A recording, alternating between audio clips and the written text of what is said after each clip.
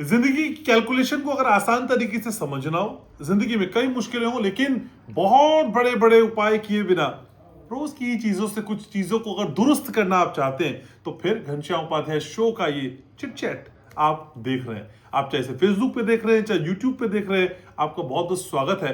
और जब मैं ये जिंदगी की कश्मकश उहापोह में उलझता हूं ना तो फिर मेरे जहन में एक चेहरा सामने आता है जो मेरी माँ सी है। जी हाँ, त्रिशला चतुर्वेदी। कैसी हैं त्रिशला जी आप? जय श्री कृष्ण। बहुत अच्छी हूँ।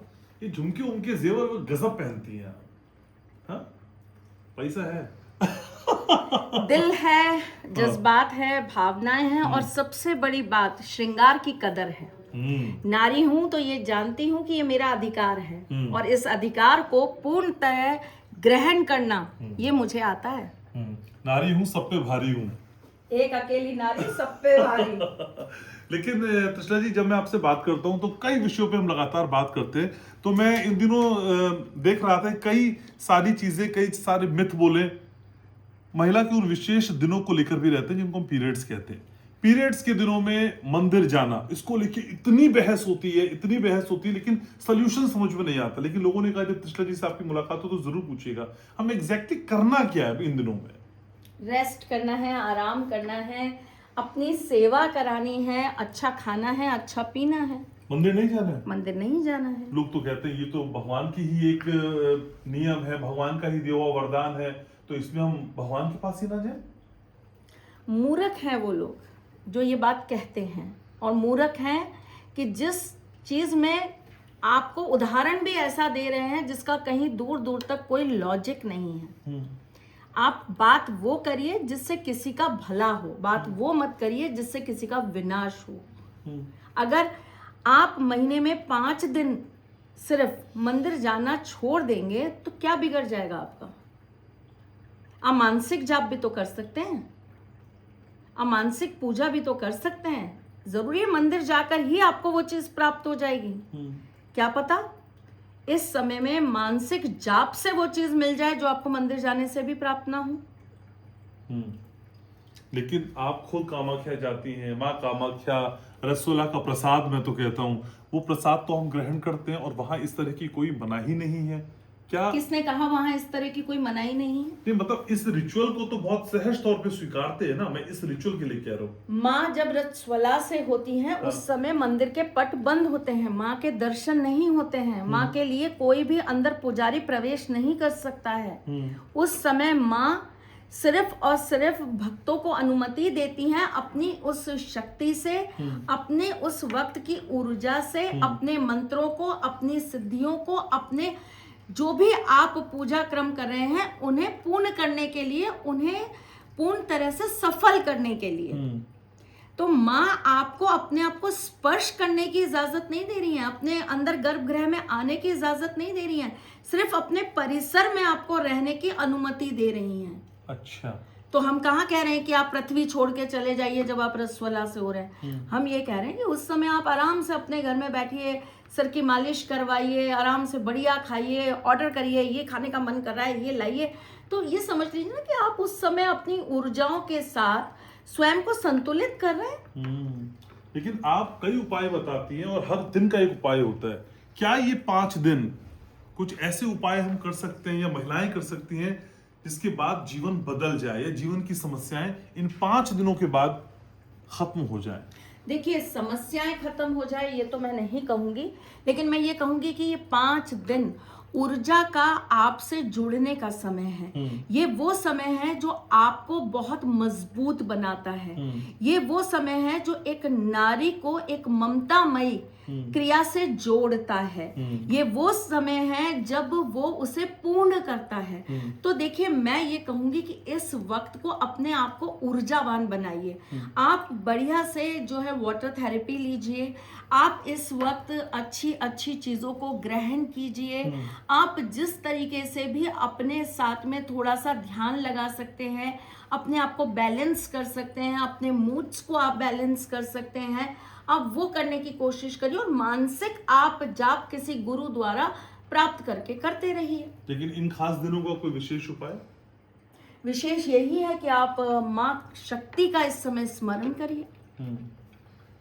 क्योंकि शक्ति ही आपको जीवन देती है और शक्ति ही ऊर्जा है और नारी का दूसरा नाम ही शक्ति है।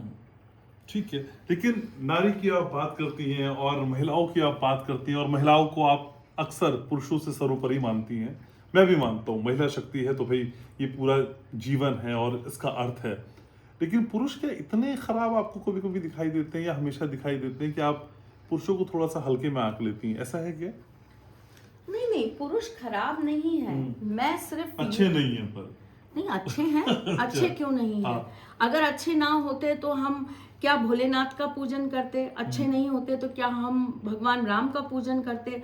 अच्छे नहीं होते तो क्या हम भगवान श्री कृष्ण को पूजते? अच्छे नहीं होते तो क्या हम अपने 9 ग्रहों को पूजते? तो देखिए, पुरुष खराब नहीं है, लेकिन यहाँ 2 कैटेगरी है। एक बड़ी अच्छी चीज मैंने अभी कहीं 1-2 दिन पहले ही कहीं पढ़ी थी, उसमें ये लिखा था कि जो राक्षस होते हैं ना, वही नारी का तिरस्कार करते हैं, वही नारी को अबला कहते हैं, वही हमेशा नारी को बुरा भला और उनको अपमानित करते हैं। लेकिन जो देव होते हैं ना, वो तो नारी को हमेशा सर्वोपरि मानते हैं, वो तो हमेशा नारी को ही शक्ति का रूप देते हैं और वही उन्हें अपने से पहले पूजते हैं। तो कौन सी मानसिकता का पुरुष है, इस पर डिपेंड करता है। मैं लड़ाई हमेशा राक्षस प्रवृत्ति के पुरुष की करती हूँ, देव पुरुष की नहीं। लेकिन महिलाओं को अबला वाली कैटेगरी से निकलने के लिए लगता है कि आपको इस समय भी जरूरत है। मुझे तो लगता है कि महिलाएं सशक्त हैं। आपको लगता है कि अभी वो जरूरतें बाकी हैं या वो एक्शन लेने बाकी हैं जिससे पता चल पाए कि महिलाएं अब वो नहीं रही जिनको आप समझ के हल्के में आते हैं? नहीं नहीं, महिलाओं को अभी भी बहुत शक्ति की जरूरत है, बहुत सपोर्ट की जरूरत है। महिला कितनी भी स्ट्रांग क्यों ना हो, किसी भी तरीके से वो अपने आप को स्ट्रांग दिखाए या वो कार्य क्षेत्र, देखिए महिलाओं की कार्य करने की क्षमता पर तो कभी भी प्रश्न चिन्ह लगाया ही नहीं जा सकता। जो एक अकेली नारी पूरा घर संभालती है, पूरा परिवार, पूरा कुल संभालती है, जो एक नहीं एक घर के अनगिनत लोगों को संभालती है, जो सबके फेसेस देख देख कर काम करती है। अच्छा ये भिंडी नहीं खाएगा, अच्छा ये कड़ी नहीं खाएगा, अच्छा ये इसको बैंगन नहीं खिलाना। जो एक एक व्यक्ति की पसंद और नापसंद को ध्यान रखकर कार्य करती है ना, तो उसकी कार्य क्षमता पर हम उंगली नहीं उठा सकते। जो समय से नहीं चलती, जो समय को भी मात देती है, जो अपने घर को चलाने के लिए अपने सुख, अपने ऐश, अपने जितने भी आराम है उनको सबको त्याग देती है, तो मैं कहती हूँ इससे बड़ा कोई साधक नहीं। तो नारी को तो हम ये कह ही नहीं सकते कि वो किसी भी कार्य को नहीं कर सकती। अगर वो घर संभाल सकती है तो वो कुछ भी संभाल सकती है, वो किसी भी चीज को बड़े अच्छे से मैनेज कर सकती है, क्योंकि उससे अच्छा मैनेजर इस दुनिया में कोई नहीं है। अगर वो अपने घर में 7 अलग अलग प्रवृत्ति के राहु केतु मंगल शनि सबको संभाल रही है ना, तो वो इस दुनिया में कहीं भी मैनेज बहुत अच्छे से कर सकती है, इसलिए वो सबसे अच्छी मैनेजर है। तो घर में राहु शनि है? बिल्कुल है, क्यों नहीं है? आप बताइए ना कहाँ नहीं है। मुझे नहीं पता, आपके घर आके पूछूंगी फिर पता लगेगा। तो अगर हम कार्य क्षमता की बात करें तो उनकी कार्य क्षमता पर तो हम उंगली उठा ही नहीं सकते। एक अच्छी गृहिणी अपने आप में बहुत कार्यरत होती है और बहुत अच्छी कार्य करने में सक्षम होती है। तो यहाँ बात अगर आप ये कहें कि क्या उन्हें और सपोर्ट की या और उन्हें जो है संभालने की या उन्हें और सिखाने की जरूरत है, हाँ है। ऐसा भी लगता है आपको? बिल्कुल लगता है। ठीक है, अब महिलाओं की बात की तो महिलाओं की रसोई का जिक्र करना जरूरी, क्योंकि आप रसोई वाले नुस्खे बताती हैं। रसोई वाला कोई ऐसा नुस्खा बताइए ना जिससे पैसा बरस जाए। पैसे के बिना नहीं छोड़ता मैं, आपको पता है।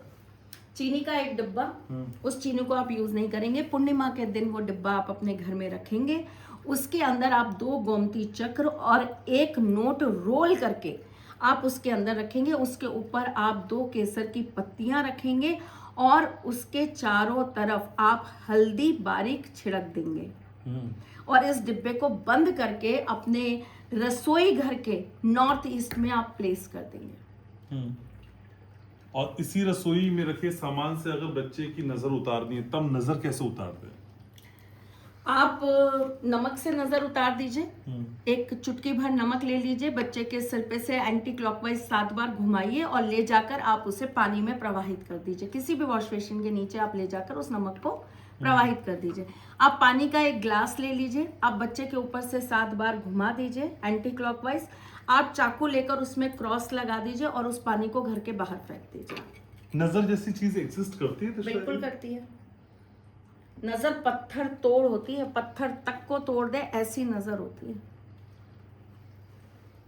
कैसे पता चलता है हमको किसी की नजर लग गई? आपकी ऊर्जाएं जब इम्बैलेंस होने लगे, आपकी प्रवृत्ति अगर विपरीत होने लगे, आपकी तबीयत हमेशा खराब रहने लगे, आपको तकलीफें बढ़ने लगे, आपका कार्य बनता बनता रुकने लगे, आपका पैसा आते आते रुक जाए, आपको दिक्कतें आने लगे, आपके जबरदस्ती कलेश होने लगे, लोग आपसे रुष्ट होने लगे, नाराज होने लगे, नजर है। तो नजर तो फिर काले जादू से भी खतरनाक। काला जादू में तो फिर भी आप उसके वस्त्र से या उसके बाल से काला जादू करने की बात लोग कहते हैं। नजर सिर्फ देखने भर से किसी को लग जाती है? लग जाती है। या कुछ कहना पड़ता है? कुछ नहीं मेरी कहना। नजर लग जा। नजर जरूरी नहीं है कि आप किसी को इंटेंशनली नजर लगा रहे हैं। अच्छा। किसी को आप बहुत अच्छे से तारीफ भी कर रहे हैं तो भी वो नजर लग गई। जिस इंसान का ऑरा कमजोर होगा उसको कही हुई तारीफ भी नजर के रूप में लग जाएगी। हनुमान जी के मंदिर जाने के लिए इसलिए सलाह दी जाती है। मंगलवार शनिवार इसीलिए कहा जाता है कि हनुमान जी के मंदिर का फेरा लगाइए, आपका ऑरा स्ट्रांग होता है। हमारा धर्म आपको यही सब चीजें करना सिखाता है। माँ जब सुबह उठकर ये कहती है कि बेटा सुबह उठते ही सबसे पहले नहा ले, तो वो इसीलिए कहती है कि आपका पूरा दिन आपका ऑरा स्ट्रांग रहे, अब आपके पास जो आए वो पॉजिटिव आए। तो नहाने में क्या डाल दें कि जिससे हमारा ऑरा स्ट्रांग हो जाए? आप नहाने के अंदर हल्दी डाल दीजिए, हल्दी के पानी से स्नान करिए। आप नहाने के पानी के अंदर काली राई डाल दीजिए, उससे आप स्नान करिए, आपका ऑरा स्ट्रांग रहेगा।